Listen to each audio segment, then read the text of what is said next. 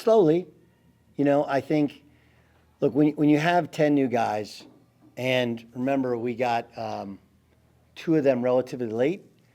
Dontrell Hewlett came late, and then he injured his shoulder in a pickup game, like on his second day. So he's still kind of getting up to speed in terms of getting in shape and also getting acclimated. It's a lot when you're trying to play point guard for me, just in the verbiage. And, he's played for a lot of people, but it's very different. And then Vukasan Todorovic, he got here, school had already begun. So he's been here like 3 weeks. So there's a learning curve there. And then Justin Allen missed about a month and a half with a badly sprained ankle. We held him out a little extra time just to make sure. So when you factor in, there's 10 new guys. When you factor in, there's 3 new assistants on the staff. Factor in, there's 2 guys who kind of just got here, and then 1 guy who's going to play a lot and missed a substantial amount of time. Like, some days it looks really good. Some groups it looks really good. Some groups it looks like, we're herding cats. But we spent an inordinate amount of time on being more physical, on playing a little bit different brand of defense in terms of style from last year, and rebounding the basketball. So what we're looking for Saturday is how hard they play, how physical they play. Will they compete? Will they try and execute what we've put in?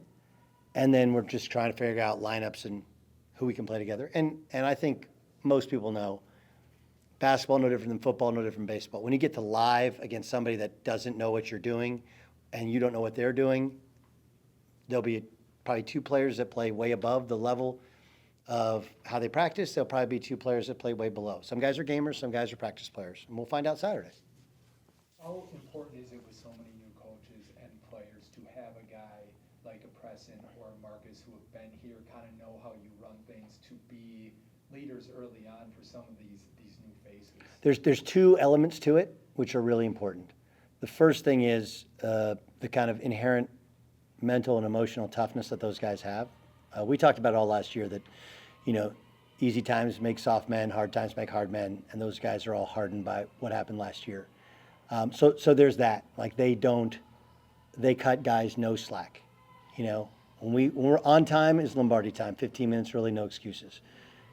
So they're eager, they're attentive, and they want to use what they learned last year that we didn't do and make sure we do everything right this year. So there's that part. The second part to it is, it's an incredible luxury. Rudy is like a quasi-assistant coach, and Marcus is like his little brother, and he's really grown into a bit of an alpha, demanding the ball in key situations, pointing guys out, also even kind of holding coaches accountable in terms of like, hey, next play. We know they're forgetting things, next play. So I think their leadership has been tremendous. And then, look, C.J. O'Hara's had the best preseason of any of those guys sort of in the middle, And C.J. had kind of a mercurial first year, started some at the end of the year. We didn't know exactly how it would go, bringing in a whole new crew. He hasn't pouted. He's been great. And so I think the guys that were here last year have used the fact, and I've told them, you're ahead. They're going to catch up, but you're ahead, and you got to use that. So you start with Marcus and Rudy. They're great leaders. They're hardened by last year. They're vocal. They know what's expected of them. And then you add in CJ, you add in Caden Wilkins, you add in Mac Recchi, and the fact that they're ahead, and I think it's really pushed some of those new guys. Doug, Yeah, do you have time to reflect this offseason on last year and where things maybe have went wrong, and why do you think that this year can be different than what you guys put on the court last year? I know That's all we did was reflect, Kyle. Yeah. What's the definition of insanity is doing the same thing over and over again and expecting a different result. So we started by, let's look at our roster. We started by, let's look at our coaching staff. And you got to look in the mirror. What do I need to do better?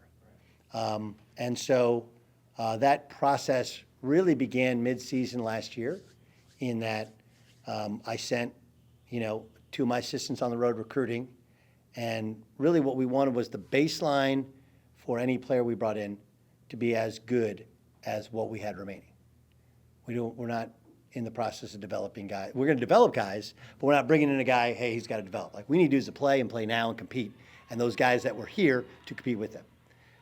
And then I wanted Coach Ground with me mid-season last year, knowing he would join me, so he could help me evaluate what it looks like in the league, what winning teams look like in the league, and those are the type of players that we need. So while we've added 2 bigs, right, Ramel and Matawan, across the board we're bigger, stronger, older. So, you had at the end of the year we had 10 guys dressing at times, and 8 of them were freshmen, and that was hard. So the first thing we established, okay, personnel, we got to get older, and it's not just with Ramel, right? Josh is 23, Rob's 23, Justin's 22. And honestly, the only reason I didn't take Matawan early in the spring was he's only 18, turned 19, but he does not. Montenegrin 19 is apparently Wisconsin 25. I don't know, right? So we want to get older. We want to get more physical. We want to get tougher mentally and physically. And so that's self-reflection. And then for me, I thought I really needed both Coach Ground and Coach Rupp. Coach Rupp is an incredible teacher of basketball, especially the offensive side. And then Keel has provided us another lift. One, because he's been here, he knows what it takes to win. He's coached this type of defense. He also, I think Coach Ground really respects him, so they work together. Coach Ground he's set in his ways a little bit, so we kind of got to group force, work him into, hey, let's do it a little differently here based upon the personnel that we have. So I had to reflect on what I needed, and those aren't easy conversations. And some of it happened organically. Like, look, Jordan's one of my closest friends, and he got a great opportunity. But when I lost Jordan, I needed the same ties to the area. I needed the same recruiting, the same energy, but I needed more experience. When Damon left, Damon had been in a long time, but he took like a 10-year kind of sabbatical. And again, I needed an old head. I needed a guy who'd been through it. And so Coach Ground was perfect. And then I hired Coach Rupp as well. And Coach Rupp replaced Dennis. And Dennis is a really good teacher of basketball, but this guy's been a head coach. He's coaching the Final Four. His coach was Rick Majerus. He's a stud.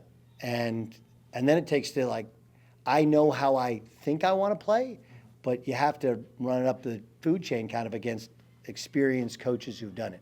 So I look myself in the mirror of what do I need? What does the team need? What does the staff need? And then kind of the last piece was we didn't have, when I say this, we didn't have any guys that anyone in society would ever be concerned about.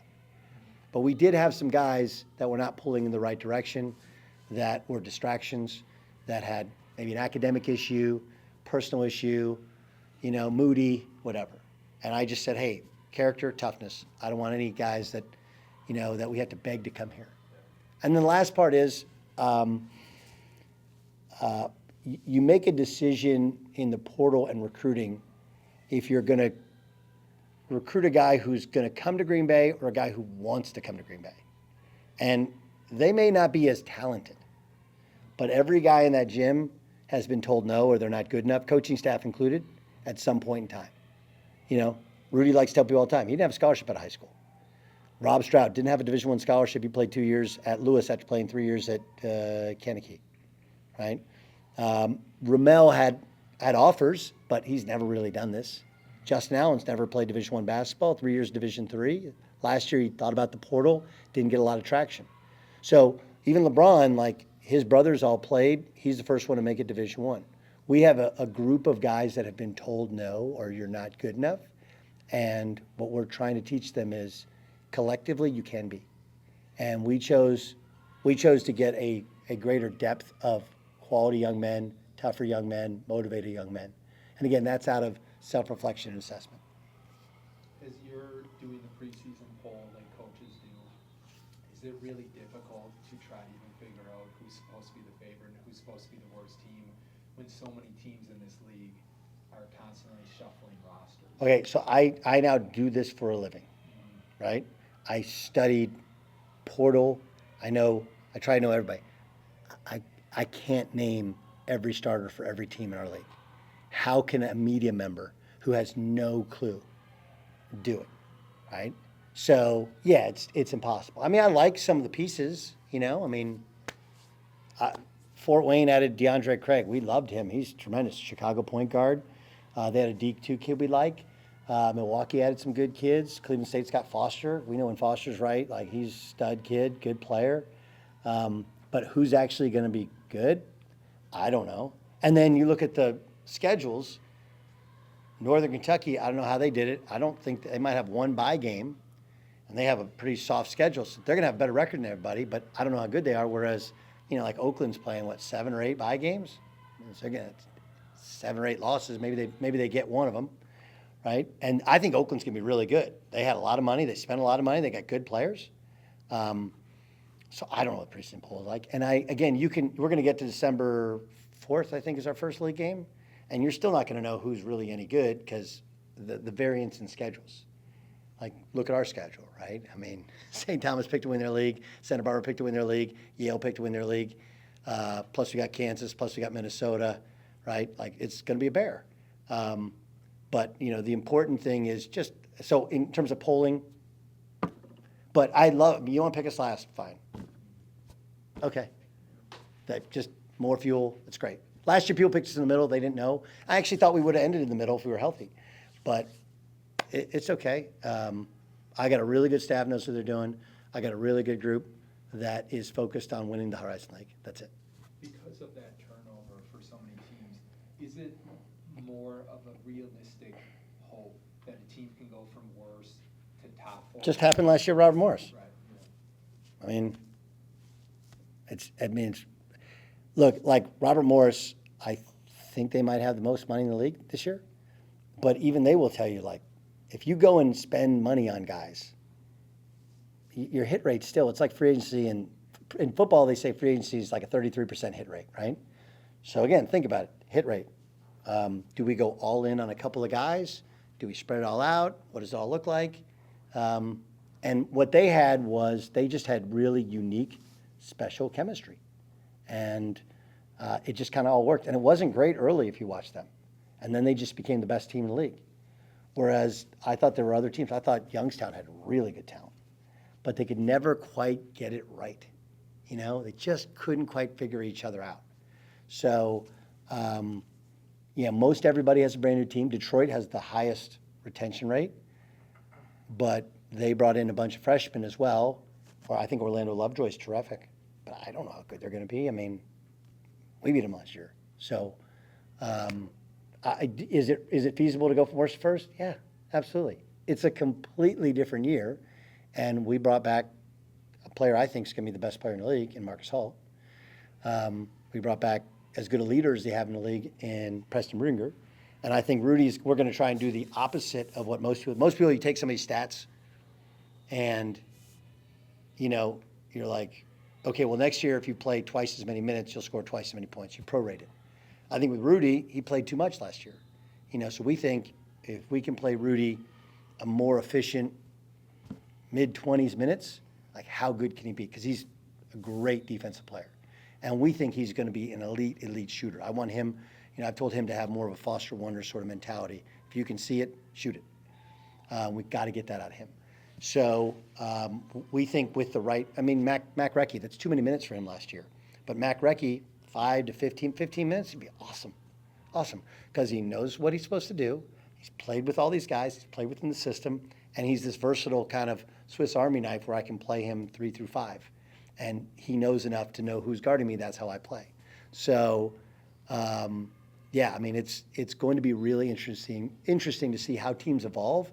And it's a challenge because you have to maintain your confidence within your locker room, right? It'll be hard here because people want to see us win, and we'll be good. But the point is that Oakland. If not for the fact that he's coached there for 45 years, like that schedule is murder, right? Now they have a couple non-D1s where they can feel better about themselves, but you're getting smacked by 20, 30, 40, 50. Like, that's hard to get up off the mat. He's done it forever, so he knows how to kind of keep them going mentally and emotionally. I think that's a big challenge for our league because our league, in order to raise money, is playing more guarantee games this year. Doug, what's your thoughts on playing more games at the Crest this year than the Resch Center? Awesome. We are a player-led program, so the players want to play here. It's a better atmosphere. where we are right now as a program. It's better for the players in terms of when we go to the resh, we got to pay money to put the court down. We got to go get shots up the night before. Managers got to bring all the stuff over, wash the stuff, bring it back. We've got to do the same thing for shoot around or whatever. It's inconvenient for a lot of fans who want to go to all the great bars and restaurants down there. I understand. But it's convenient for the players, convenient for the coaches. The coaches want it, the players want it. Oh, yeah, by the way, we make more money doing that. And that's how we're going to build a better program. So when Chancellor Mike kind of announced it, that was after we had breakfast one morning, and he said, what do you need? And I said, we'd really like to play more games at the Crest if possible. I lined out why. We just put, I think, $150,000 into our locker room. Like, we have a beautiful locker room. Why do we go use one at the Resch? You know, we have this unbelievable practice facility and a great arena. Why do we go somewhere else? Every player lives within 2 miles, and I live within 2.2 miles of campus. Like, let's go here and, you know, let's build a home court advantage at the Crest. We're still going to play at the Resch, and the goal is to get to where the Resch is like, hey, we will do anything we can to have you come and fill up our building. But we're not there. And until we're there, we hemorrhage money when we play there. So in order to build this program into the best mid-major program it can be, we've got to make more money. We've got to have a home court advantage. And we got 7 goals. One of them is to win every home game. I think we got a much better chance playing in front of 4,000 a night. We play Wright State here, and there's 2,300. It was loud. It was loud. So imagine 4,000 here. I saw the women when they played here, and they beat, Fort Wayne in the championship game. It was awesome. It's electric. So, yeah, we're working on concessions. We're working on restrooms. But the players want to play here. That's what's important. That's how you retain players. And by the way, that's how you make more money. What about Kiefer Sykes and the addition to him, and how cool is it going to be on Saturday to have his moment and you see that, you know, jersey number on the rafters? Well, there's a little bit more to it than just Kiefer, Yeah. and I hope people understand. I have an unbelievable amount of respect for state of Wisconsin basketball, obviously, but Green Bay basketball. And Brian and I have been friends. I nearly went to Marquette when I transferred. He went to Marquette, played for Mike Dean, obviously, then through the coaching change. And so what he built here and how he's coached. And oh, yeah, by the way, anybody know how many games he won his first year at Bradley? Okay. So, but he's built it into a juggernaut, right? They won 28 last year. So the first thing is I want to bring Brian home. Everybody likes him here. He did a great job here as both an assistant and a head coach and kind of reconnect the family. Coach Bennett's been great. A lot of the guys that played for Coach Buss have been awesome. And, you know, Jerry Blackwell's a gentleman who's successful, one of the best players on a team, 79 team, I think. And he's in Tennessee. He's going to come to our game against Kansas. But we want to reunite kind of the Green Bay basketball family. And then you add Kiefer in. And think about Kiefer. Rising League Player of the Year, 4 years here. That's important to us. He continues to make money playing professionally. He's made it out of Chicago. And it's something he wants to do in terms of his next step as a human being, as an adult, be in basketball in some other way. It's something we value in that he's played in these countries that we're recruiting in, and that he can also help evaluate. He knows what a Horizon League player looks like, because Horizon League was better when he was in it than it is now, if we're honest with ourselves, right? And then he can connect with current players, because they all like him, and with future players and help us in recruiting. So, yeah, I mean, and then you bring in the fact that, you know, if you grew up in Green Bay, if you're older, you grew up watching Coach Buss or Coach Bennett's teams at the Brown County, or you grew up watching Kiefer play. And, you know, it's just the idea of we're in order for Green Bay basketball to be the best program in the Horizon League, that's my goal. Transformative change in everything we do to being the model program in the Horizon League. We have to reunite the family. We got to get guys to play for Coach Kowalczyk. We got to get all those guys kind of back together. And this is sort of the first big step. And then he deserves to have his number up there, right? Like he was Alec Brown, I've talked to, he's playing, he signed a 2-year contract playing overseas again. We'd like to get him back here in the off season. He doesn't like the attention. That's not his jam. So Kiefer does. He's great. We're going to lean into him, and he's going to help us not just get better players, but we want to retain these players. Because if you if you show players that, hey, if you stay, we're going to take care of you. You know, we're going to help you get a job. We're going to help you stay around the program, help you be a part of it. And maybe if you're good enough, you'll get your number on that wall. And no other programs are able to do that. And we're just very, very lucky that we've maintained connection with them and that we have mutual respect for each other. And, you know, I think Keel's connection there helps us as well. And then Coach Wardle's helped us as well. So it all kind of works together into what I'm trying to do, which is my ego is intact that I know I need help that got from guys that have won here before. How do you do it? And you do it by making all different ages and waves of Green Bay, Phoenix basketball people come together and to watch this thing rise as one. Could you actually now, especially for not being a state guy, would he ever stay 4 years at a school like this after his first couple Kiefer? years? Yeah, or would he have been gone for millions in NIL? Will we even see a guy like that ever again, at least in this climate? I don't know. I got one in the gym that I intend to see graduate next year. So for 4 years. You know, we want Marcus Hall to stay next year. We'll make no bones about it. He belongs here. I don't know. I mean, I'm sure Kiefer, you know, we've talked about it, right? Like every former basketball player who is any good is like, what do you think I would have made? You know, what do you think I would have made? But as I pointed out to him, and it's true, like, you know, and look, people tried to poach him when he was here. Let's not kid ourselves. Now, they couldn't reward him with the type of money that he would have gotten now, or at least we wouldn't have known the type of money they got now. So people tried to, so that's not necessarily who Kiefer is. But again, remember, like Kiefer Sykes is going to have, within reason, a job for life in Green Bay. Whether it's with the program or, you know, Cordero Barkley, who's another former player, was here today. Like, we want Green Bay people to hire Green Bay basketball players. And Kiefer gets that. He understands that there's something unique and special to staying 4 years at one place and being one of the great players instead of just being a guy. Just being a guy, which is what a lot of these guys have done. They've gone and collect checks, and then they have to kind of rebuild their life afterwards because nobody knows who they are at these schools they've been at like 6 months. So I would just say this, that having played internationally, and anytime you play professionally, the chance to be the best player on your team is so important to prep you for your next step because it's really hard. And the only way through or being a rookie playing professionally is having kind of that alpha mentality. And you can't all of a sudden create an alpha mentality if you haven't done it in college.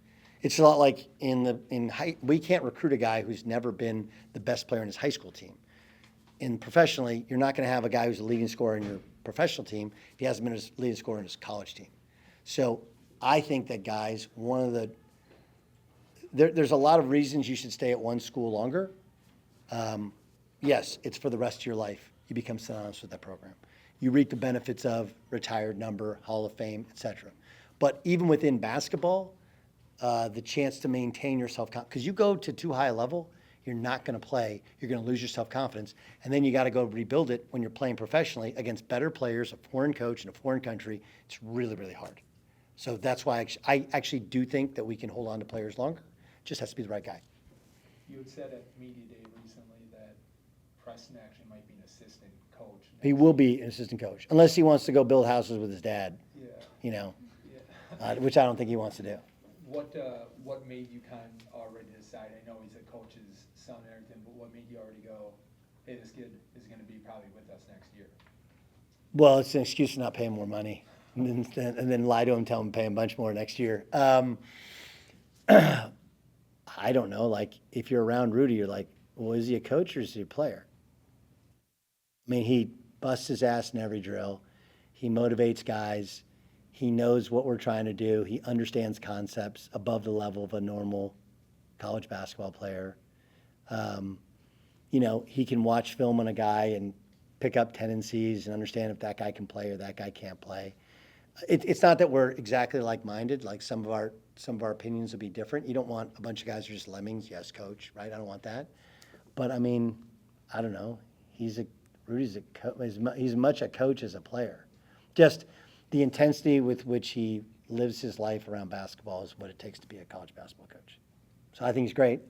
And he hasn't accepted, but he wants a parking spot out front. He thinks he's a coach now. He wants all the coaching gear. He wants the quarter zip. They all want the quarter zip. That's I think, what's behind it for him. Do you think we'll see like a philosophy or style change with this Phoenix team than what we saw last Yes. year? Yeah. Defensively, we're more pack line. Yeah. Obviously, Coach Bennett's style. We feel like, one, it fits into how we want to play ball screens. Two, Coach Brown's coached it for 15 years, so he knows it like the back of his hands. And we have some really smart players, and you can coach them, but you got to kind of tell them why, and they have to understand the rotations. And it'll be a much more physical style, one, because of the style, but also the bodies that we have and how we've emphasized it. So, I mean, Marcus Hall is a perfect example. Last year, this time, he was like 198 because he had mono. So he's 228, I think, now. So he's able to, you're asking somebody to do something their body's not capable of. And then we've really worked it. So I think we'll be much more physical and with some pack line principles in what we're doing defensively. And then offensively, I think we'll be multiple because when we have our fives in the game, we'll play one way. When we don't, we can play some that way, and we can play some 5-out spread flow. And then we have a couple of, guys we're still trying to figure out. They're good players. How do we use them best? And so I think there'll be something else that we do. So, yeah, we're not going to play purely as we did last year. Again, definition of insanity, right? Got to be more physical. Got to get to the free throw line more. Got to get more offensive rebounds. Limit turnovers. And, no straight line drives. What would you say is going to be the identity of your team this year? Our goal is to be the most physical team in the league. And this is a very, very physical, well-coached league. So our goal is to be the most physical team in the league. Just physical, competitive, tough. That's how we want to be defensively. Offensively, some the same way. Lead the league in free throws taken. And really try and grow our volume of possessions. And the only way to get possessions is to steal the ball or rebound the ball. And the only way to lose possessions is to turn the ball over. So I don't know how much we'll turn people over within our defensive style, but we'll rebound the ball better. And, if people want to turn it over on their own, we'll take it. And we'll turn the ball over less. It's one of the things we look for in the guards that we went and acquired. How beneficial is it to have the exhibition against Bradley sort of earlier in the schedule? Again, I can't tell you because it hasn't happened, but in theory, I think it's awesome. Because now it gives us like 2 weeks to go, okay, this is what it looked like against a team that's probably going to win the Valley, right? They're really good. They're going to come in and they're going to push us around, and it's perfect. Because our guys are physical, but they're still like, that's my friend, that's my teammate. There's still a limit there. The Bradley guys, they don't care. They're going to come in and smash them around. It's great. It'll be like a very, very high level competitive practice with fans in the stands. And it'll also give us the coaching staff, you asked how we're going to play. Well, I think I know how we're going to play, but it's going to be different once we start playing. And we're like, well, maybe that's not the right way to do it. So we'll take a look at a lot of different things, but I think it's super beneficial. A lot of coaches have asked me, why'd you do it so early? I mean, really, it's because the Bengals game. And Wardle wanted to bring his team and really wanted to go take him to see the Bengals game, which is great because now you can it's still fun, still fresh. Doesn't have to be like on Sunday, we can all hang out. Saturday night afterwards, we're going to a special function at Angelina's. But for us as a staff, it's really good. Gives us like a game prep week. So we're trying to use this in our schedule. If you've looked this year, there's a lot more one-offs instead of the partner travel, that you do, Detroit, Oakland, and Wright State, and Northern Kentucky. Like we have more one-offs this year. So it gives us a chance to prep for what a one-off week looks like. It gives the guys a chance to understand what game week's going to feel like. And now it gives them a chance to understand what a real college basketball program looks like. They won 28 games. They're going to come in. They're going to try and throw you around the gym and kick your ass. And let's see who wants to play.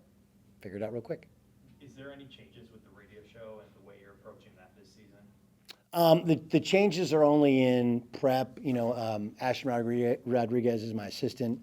So I feel I'm not like chicken with my head cut off nearly as much. You know, I have my show all planned out. I have my guests. I have who I'm supposed to call for work. It's just more preparation and somebody to help me. But no, I mean, we had a very, very good year. People were really paying attention to the show. I think the guys have gotten more accustomed to the rhythm in Los Angeles, and then I've gotten more accustomed to the rhythm.